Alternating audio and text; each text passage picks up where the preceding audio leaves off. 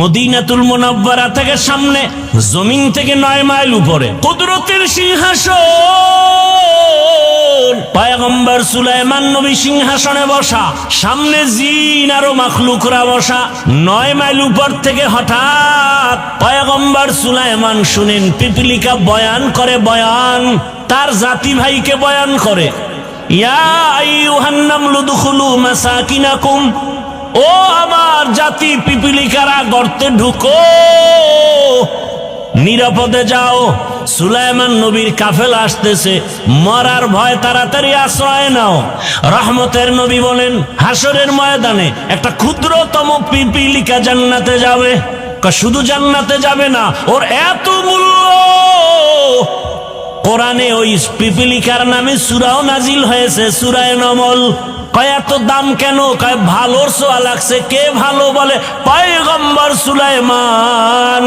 বাসুলাইমা দাদে মুলক সরওয়ারি সদমতি এ খাতে মশদে ওয়াপরি। সুলাইমান নবীর ঘটনা আছে না নাই? মদিনাতুল মুনাওয়ারা থেকে সামনে, জমিন থেকে 9 মাইল উপরে কুদরতের সিংহাসন। পয়গম্বর সুলাইমান নবী সিংহাসনে বসা, সামনে জিন আরো মাখলুকরা বসা। 9 মাইল উপর থেকে হঠাৎ পয়গম্বর সুলাইমান শুনেন পিপিলিকা বয়ান করে, বয়ান তার জাতি ভাইকে বয়ান করে, ইয়া আইয়ুহান নামলু দুখুলু মাসাকিনাকুম, ও আমার জাতি পিপিলিকারা গর্তে ঢুকো, নিরাপদে যাও। সুলাইমান নবীর কাফেলা আসতেছে, মরার ভয়, তাড়াতাড়ি আশ্রয় নাও। রাজনীতি নাই বলে কোরআনে। সুলাইমান নবীর এখান থেকে রাজনীতির পয়েন্ট শিখে নাও।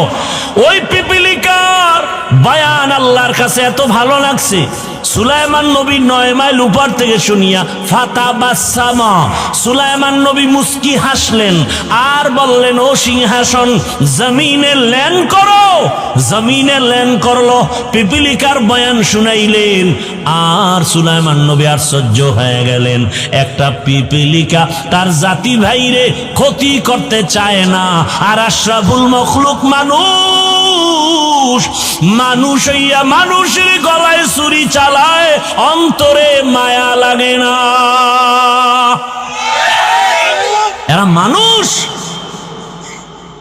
কুকুরের মারলে কষ্ট লাগে, বিড়ালের মারলে কষ্ট লাগে, মানুষ মারতে